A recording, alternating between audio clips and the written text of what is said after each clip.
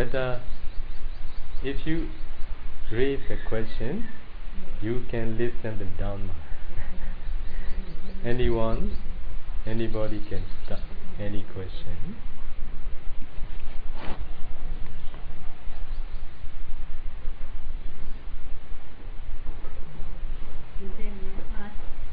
How should we definite success on our practice? How should you definite success in the practice? In our practice. Yes. Very good question. So we all want to be successful in our practice. Can you hear me? Yes. So we all want to be successful whatever we do. Especially for all of you, those who are practicing the Dharma, you all want to be successful in your practice. How can we define what is success in our meditation practice? You all need to understand clearly. Only then you can maintain what you are doing. As you all know, how long did the Bodhisattva fulfill Bharami to be a Buddha? 4 incalculable and 100,000 years. So he fulfilled Bharami for such long period. We cannot say how many years. We cannot say how many eons too. How many numbers. We can't count in any numbers. But it is so long that Buddha said, I have fulfilled Bharami, perfections, for 4 incalculable and 100,000 eons. It is since he received definite prophecy from the Dipankara Buddha. It is very, very long. Only after he fulfilled all his perfections, the time he was born as Siddhartha.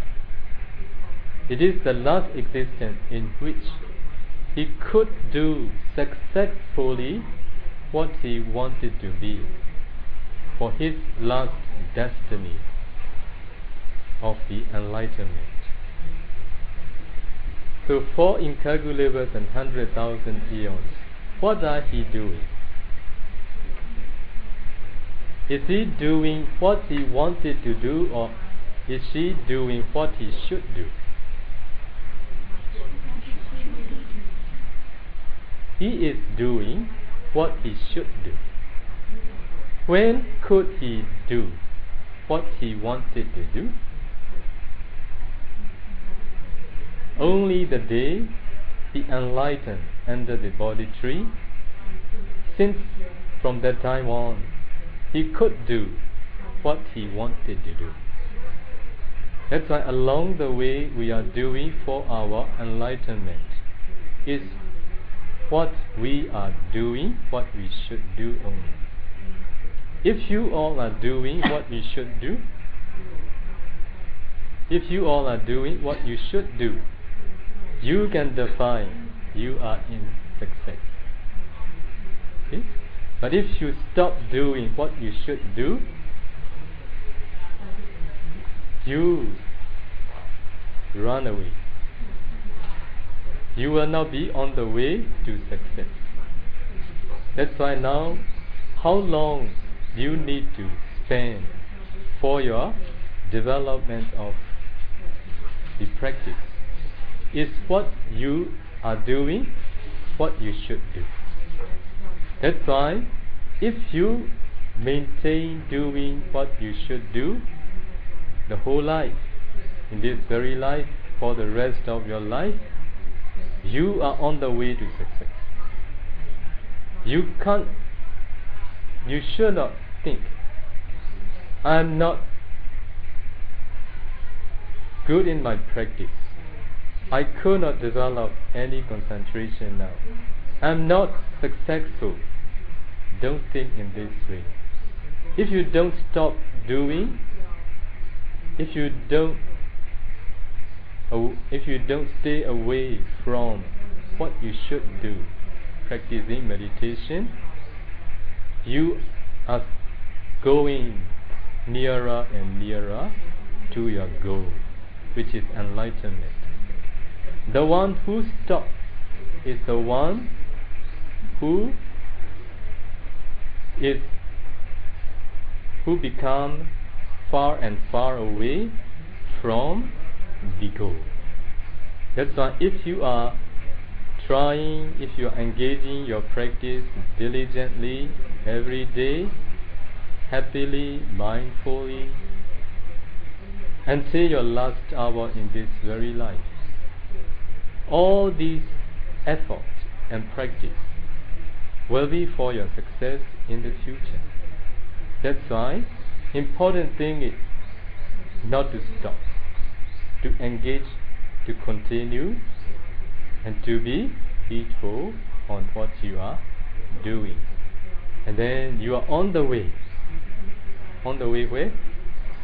On the way to success. Success here means real success, not worldly success. Worldly success is not real success. It is just superficial only. If you engage practicing meditation, it will be for the cause of realization, the Dharma, the truth. Only when we penetrate the Dharma, we can understand the truth. We can solve our life problem. We become a real successful person at that time. That's why reflecting the way the Bodhisattva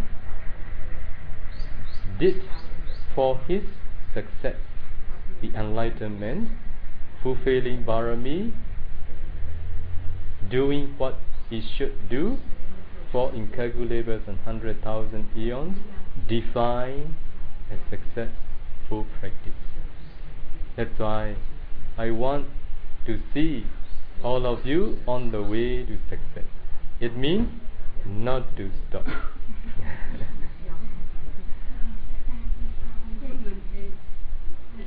They mentioned about we should do what we should do. Yes. So what is the clear thing that we should do? Yes. We should do what we should do. It is to fulfill Bharami, to fulfill perfection, the way leading to real success. It means enlightenment. Here is real success. Everybody need to fulfill the perfections. Bodhisattva fulfill perfections. All the chief disciples had fulfilled perfections. In the same way, for all of us, need to fulfill Bharami. One day, if you are fortunate, I am fortunate enough, I will give a talk how to fulfill Bharami in our daily life. Today has not enough time. So we will arrange another section for the they know how long they should spend the time to fulfill. Then for us, how do we know when we will finish successfully fulfill? Sometimes on the lower the easier one, then we will start to do. But it can go deeper and deeper. How could we know when we should stop and then go to the higher one until we be able to complete? Since our Bodhisattva received definite prophecy from the Buddha Dipankara, in that existence, there are also many people around him. or those who he knew and those he didn't know. There may be those who don't make any aspiration for their enlightenment. There may be many people, those who had accumulated good deeds, but without making any aspiration to make an end of suffering, because have no wish to make an end of suffering, but they make such wish.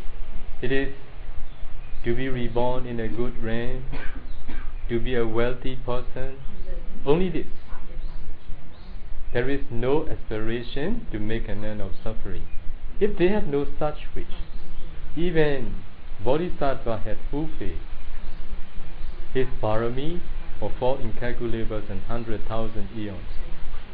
After that, he became a Buddha and he took final Nibbana. Those beings, those who never make an aspiration, they may not be the one who can make an end of suffering. That's why, for sure, all of you, those who come and practice here, you have this intention. You want to make an end of suffering. That's why this will be a cause for you to realize Nibbana sooner or later. But practically, in practical sense, you all need to engage practicing, wishing to make an end of suffering. If it is so, you will make an end of suffering one day in the future. Yes, because if we don't see the danger and the fault of existences, we don't want to free from these existences. If we have no such intention, yes, there is no way. Yeah.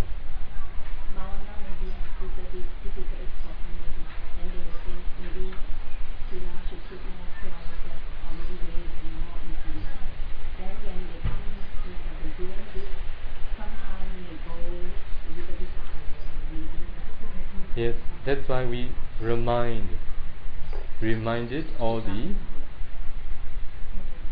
those who do good deeds, whenever they do good deeds, to make only one aspiration, to make an end of suffering. If we make an aspiration the time we make an offering, just for making an end of suffering, it will be the cause for realization of Nibbana. And along the rounds of rebirth, if we can't make an end of suffering, it will give its result, such as wealth or being born as we are going to be reborn in a good realm, such as in the human realms or in the Deva realms. But when time ripens, that aspiration will cause you to realize the Dharma.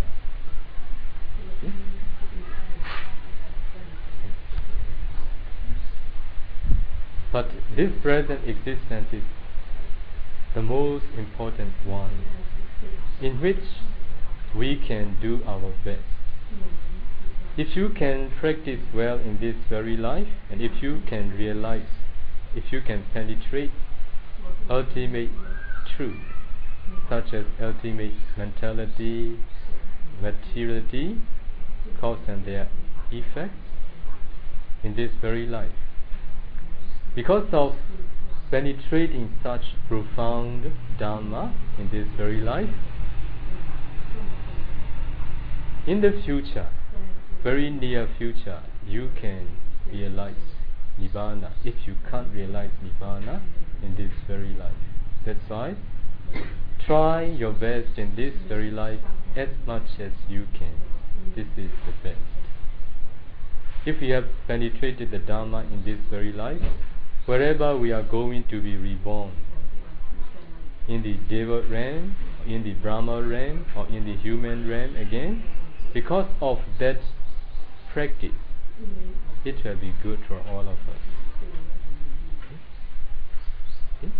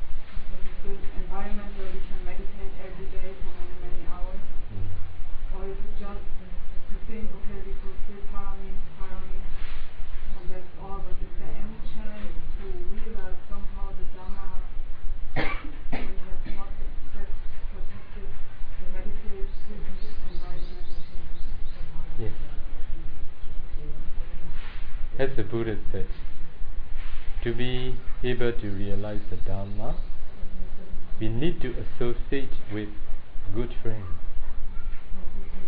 We need to stay in a suitable place. These two causes are very important. If we can't associate with good friends, the best friend is Buddha. If those disciples in time of the Buddha, if the Buddha didn't appear in the world, even though they have Bharami, if they could not hear the Dharma from the Buddha, they cannot realize the Dharma. They cannot realize the Dharma. That's why, to realize the Dharma, we need to be with a good friend. So to be able to continue our practice, we need to be somewhere where we can. That's why this is what we all need to consider. If there is no such condition, we will spend our lifetime doing what we have done before, pursuing after the sensuality. We will follow our familiar way again. At that time, you will become a heedless. You will become heedless person. At that time, it is difficult. Our lifespan is very, very short. That's why, in this very life, all of us need to consider deeply where to stay to be able to maintain our Dharma. This is the most important thing. As you all know now, how old are you now? Okay? Yeah. Very quick. So this year I'm 40, getting older. Very quick. Very soon I will die. You all will die. So don't plan too much. Be determined to be with the Dharma. This is important. However you spend your lifetime, very soon it will finish. That's why, even though you want to do something related to worldly affairs, please be determined. Don't indulge your mind to do any other unnecessary and unimportant thing. Do only what is really necessary and important thing for the rest of your life, because time is precious.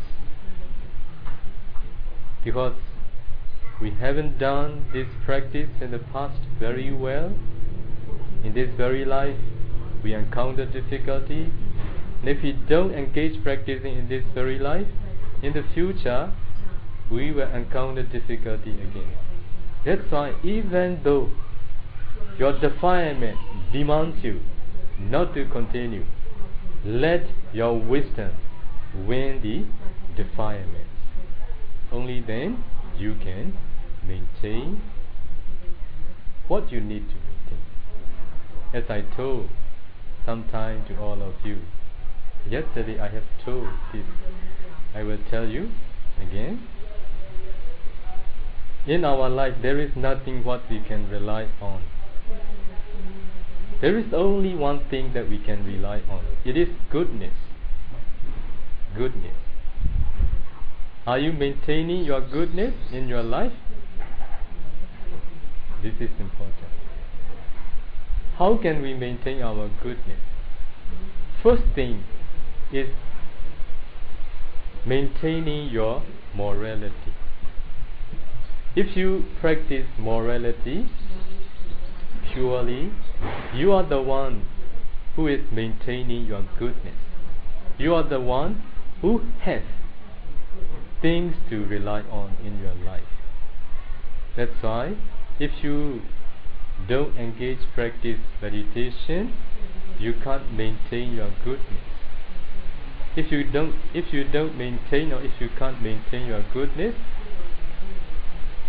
remind yourself you have nothing to rely on in your life. If you can't develop concentration, it doesn't matter, but you need to maintain your goodness, practicing morality. This is the most important thing, the most important and very basic and important for all of you too. Okay? That's why to be able to maintain your goodness, you need to associate with good friends. You need to choose the right place for you. I don't mean this is the right place for you all the time. There may be a place where it is good for you. If you see better place where you can maintain your goodness, move there. You can stay there. If here is good for you, you should continue staying here to maintain your goodness. Okay? Samadhi and Sila, Okay? Samadhi and Sila, Samadhi. Now Bhikkhu, Which is more important? Sila and Samadhi. Both are important. As I told you, the foundation of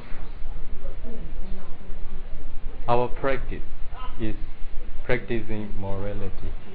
As the Buddha said, without purifying our bodily and verbal action, we can't purify our mind. Practicing morality is purifying our bodily and verbal action. Only then we can develop concentration. Without the first, second cannot be developed. Without morality, we can't expect to develop concentration. So, morality is for the development of concentration. Morality and concentration is for the realization of the Dhamma. As the Buddha said, bhikkhus develop concentration.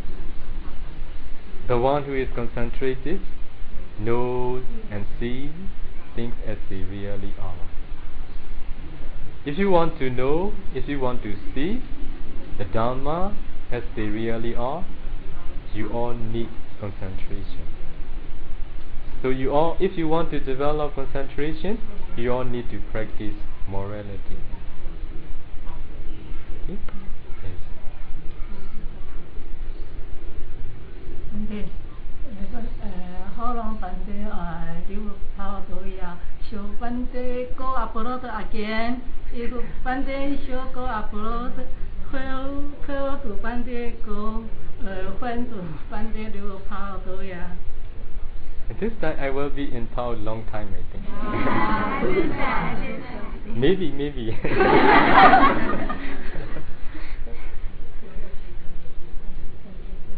do we determine the boundary? Let's say everything is because of our karma, so we have to result. How do we determine we should just accept it without doing anything, or have to react and do something? Yes. As you all know, even the Buddha cannot avoid the results of his unwholesome karma that gave its results when he became a Buddha. There are 12 unwholesome results of the Buddha. So many of you know about it. If we really understand karma and its results, we can make things easy. Nothing happens without causes. Whatever happens, there is its causes. That's why when something happens to us at that time, you must accept. Even though you are not willing, even though you are unhappy, the time you experience the results of that karma, understand this is what you can't avoid. That's why accept. Accepting is the way to solve almost all the problems they encounter in our life.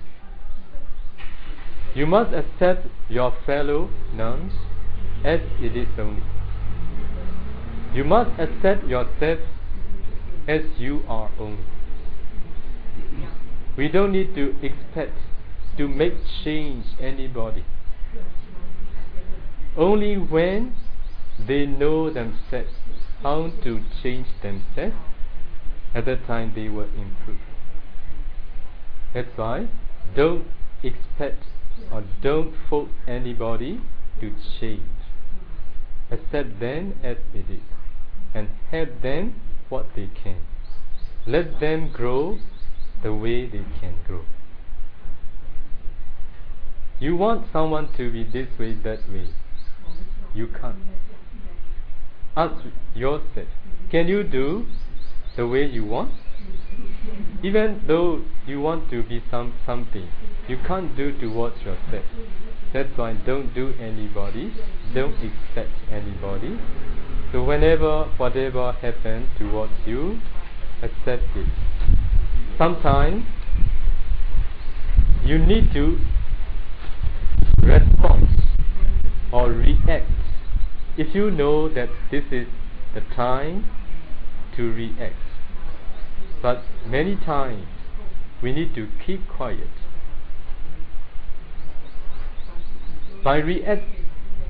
If we react something, sometimes it becomes stronger. New karma has been accumulated again. That's why when to react, when not to react, depends on your wisdom. You need to understand what time and which thing to react and which thing to keep quiet. There are many things that we should keep quiet. There are some things that we need to say something. But I will give one suggestion. Never react when you have emotional feelings. Okay? Never react when you have an emotional feeling. Don't do anything when you have emotional feeling. When you have emotional feeling at that time, keep quiet until your mind becomes calm and clear. Only at that time you know what you should say. You know what you should not say. That's why all the problems occur because we depend very much on our emotional feeling. All the problems, the cause of problem is emotional feeling. Never apply your emotional feeling in your life if you want to be on the way to success. Okay? Otherwise you cannot be. Sometimes you will be Devadatta. Okay? Emotional feeling cause Devadatta to do wrong. The one who killed father, Ajada Satu, because of emotional feeling. Okay? That's why all the problems occur because of applying our emotional feeling. Never do so. Every time you fret, what is the cause of emotional feeling? Defilement. Okay? Defilement is the cause of emotional feeling. Defilement cannot make you good. Defilement is the cause of bad action. That's why never indulge your defilement and never apply or do something when you have emotional feeling. Friendship has been broken down because of emotional feeling. You can't maintain your goodness because of emotional feeling. You did a lot of unwholesome karma because of your emotional feeling. That's why don't do so. Please reflect in your life. How many times have you done applying your emotional feeling? This is the time you need to stop. Only then you can maintain your goodness.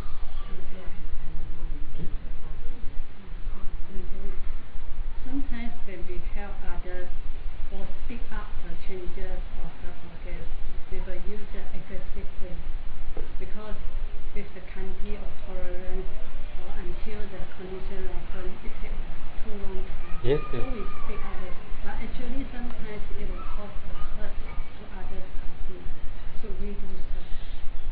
Like for example, the teacher want to push the student to get more.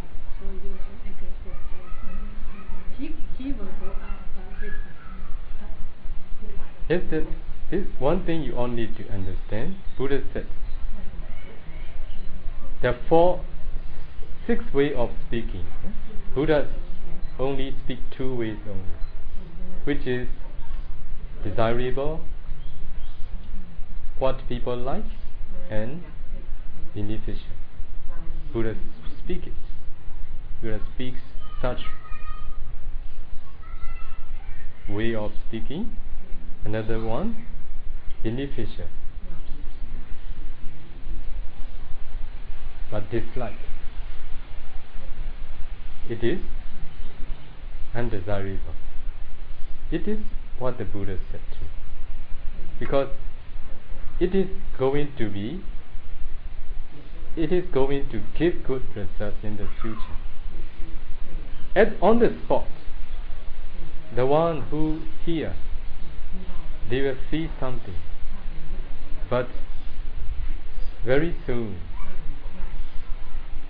in the near future, he or she will realize that, oh, this is really beneficial for me. That's why even though people dislike, it is beneficial, we have to speak it, we have to do it. But to be able to do so, we all need to be very wise. Which one to speak?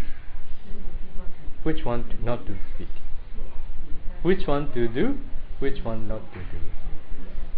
It is what all the people can't do. Only because of our experience and our wisdom, we can make a decision to do or not to do, to speak or not to speak, considering the long-term benefit. For the long-term benefit, sometimes we should practice patience. For the long-term benefit, sometimes we should say something on the spot. But how to differentiate? We can't give suggestions. It depends on our understanding. We have to do this. We have to balance these 2 things.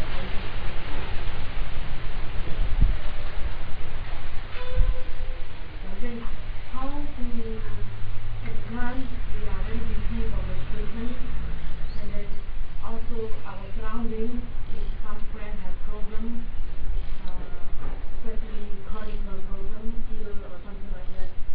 So can we really help them? We have to help them. But by helping them, we also will disturb our meditation. How we balance it? The one who is seriously ill, if it is very serious sickness, maybe it is better to cure this disease or sickness. If it is just short-term sickness, yes, it is okay. We should give a hand each other. Why? We all are practitioners. We all need to engage practicing meditation. If someone is sick for a long time. If someone needs to take care of him or her for the rest of the life, how can he practice? That's why, if it is possible, we should suggest them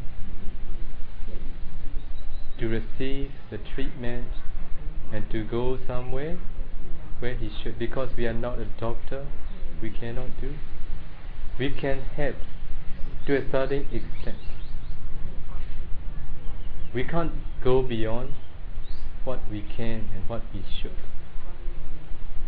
However, if we are staying together, if we have something to help others, we should try to do so. But the one who needs someone's help also should know his limit or her limit. Also the one, he also should know, she also should know the other party limit too. So we should emulate those bhikkhus in time of the Buddha. When they suffer something, if it is not very serious, they just be patient, they try to wait until they overcome without letting know anybody. Even though we have something in our body, something happening, there are many things or many conditions we can overcome by ourselves without informing anybody, without seeing the doctor, just by resting, just by meditating, we can overcome. That's why if we ask something all the time, even for minor things, it will not be good for others. That's why we should know when to ask, and in which issue to ask, and which thing not to ask. Only then we can help one another.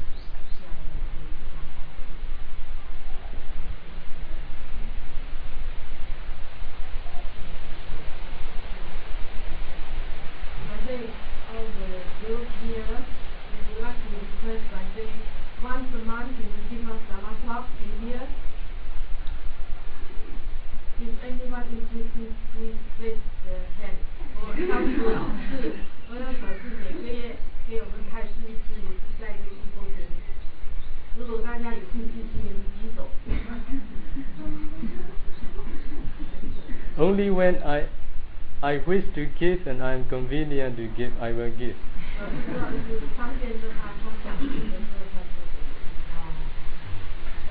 At a suitable place, maybe not here. Maybe other place. Maybe or may not be.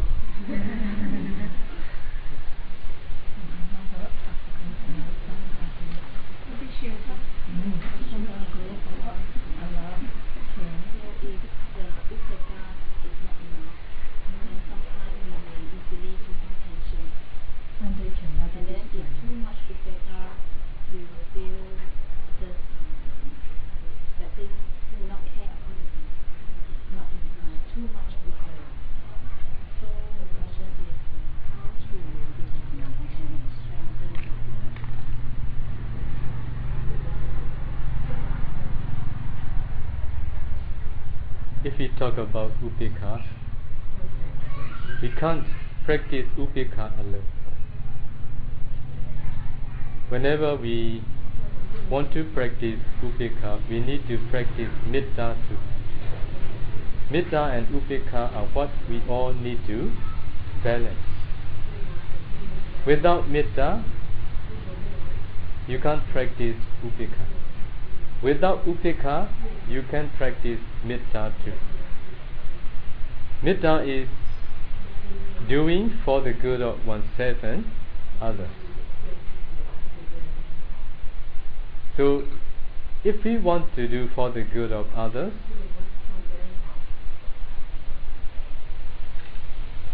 when we practically do, we practically experience. Sometimes other people, they happily accept what we do for them. Sometimes they reject. They are unhappy with what we are doing. When you see desirable response, at that time you will feel happy. You want to continue giving a hand. You want to do for the good of him or her continuously, because you see desirable response. In opposite, if they reject you, if they show their dislike, if they dislike you, what will you do at that time? Your mind changes. Your mind changes. I will not hate anymore. This is not upekha. This is hatred. This is hatred. That's why whenever we are going to do for the good of others, we must make our mind ready. We must develop upekha. At the same time, we practice metta. Upekha means accepting both desirable and undesirable. For sure, because we think it is good for him or her, that's why we do. For sure, they may like or they may not like. Because we think it is good, but they think it is not good. At that time, if they can't accept, if they don't feel happy with what you have done towards them, at that time, you should develop equanimity. With this understanding, oh, he or she has no right understanding on what I am doing. He or she is not ready to accept what I have done. Don't feel angry with them. Develop equanimity towards him. Just continue what you need to continue in your life. And one day you will come back. After you have done many things you need to do in your life, you will meet with him or her again. Observe him or her mindfully, and if you know that now I should do again, this is upekha and metta. Okay? So neglecting with hatred, ignoring, no upekha. Sometimes we do something and we think it is metta, but when we don't get the desirable like, then we feel sometimes maybe hurt or disappointed. So, is it not real metta from our side because we expect something? Yes. And should we, when it happens again and again, is it not better to say, okay, maybe I don't do any more because I just hurt myself, or should I reflect about my intention, what matter is? As I told you, without expecting anything, with pure intention to do for the good of others, we should do. But before we are going to do, we should observe, we should reflect deeply. We should know to whom to do, to whom not to do, when to do, when not to do, where to do, when not to do. If we are not wise enough, because of our actions, because of unskillful action, we suffer more. That's why to do for the good of others, doing for the good of others is not an easy task. we need skill, we need understanding, we need a lot of metta, we need a lot of upekha too. There is no mistakes, only lessons. Okay? If you have done something and if you receive undesirable feedback at that time, you should reflect yourself, taking it as a lesson. What is your mistake, or what is your weakness, or what is the things that you need to improve? If you see, you should improve. Improving, if you do again, it will be good. But there may be those who we can't help because of our relationship in the past or at the present too. Like Devadatta and Bodhisattva. Even though our Bodhisattva, even though our Buddha had done his best for the good of Venerable Devadatta, because of their past relationship, he could not do. At that time, he stopped doing. We should emulate the way the Buddha do in his life. Maybe you all know, in time of Buddha, one day, horse trainer, the one who trained the horse, approached the Buddha, and he expressed his opinion to the Buddha.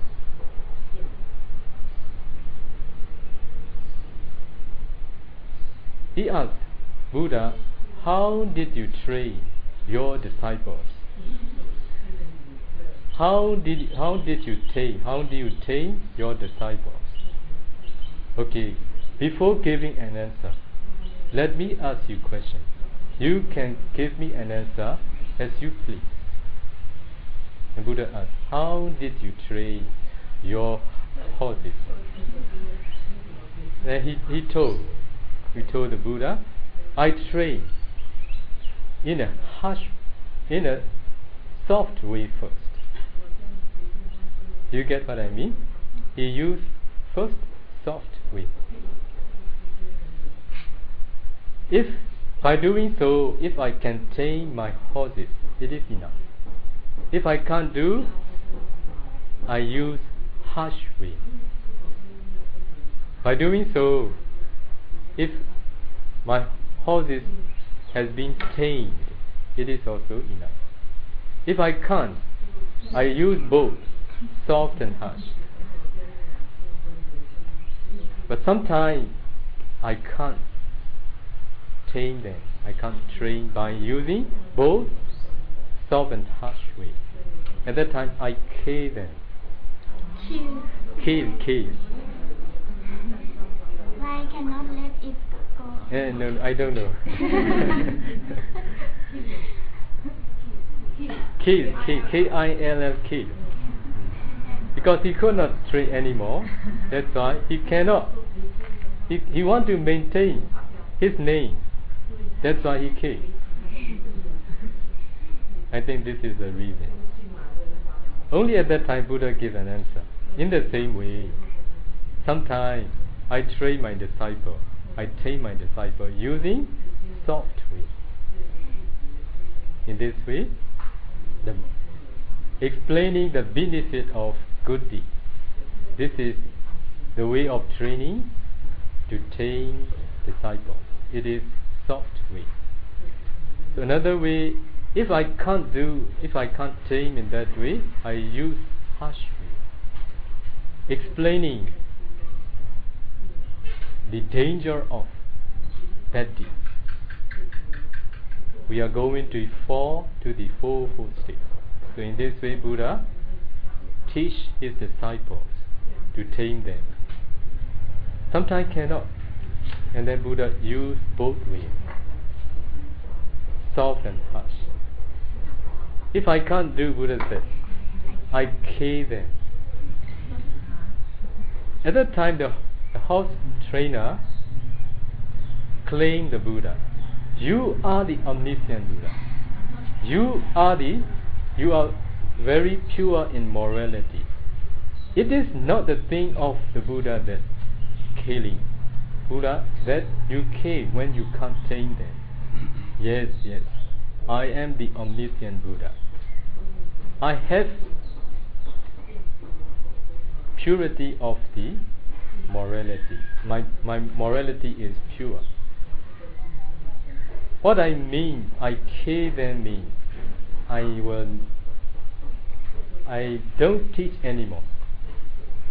As you know, if we don't get the teaching of the Buddha anymore, as if we are killed. That's why if I can't teach anymore, I will kill all of you.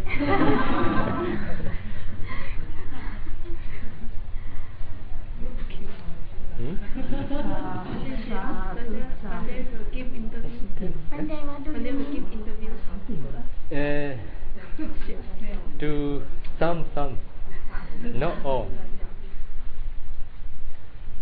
Maybe not now. These days I need to rest. After the mud talk in Mahamyai, maybe I will decide where to give instructions and when to give. Okay? Not to all. One day what do you mean?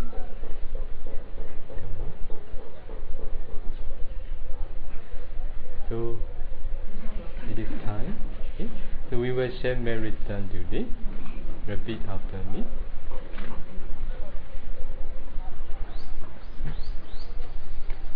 Idam me punyam asavakayam vaham hotu idam me punyam nipanassa pacayo hotu mama punya bhagam sabba satanam vajemi te sabbe samam punya bhagam labantu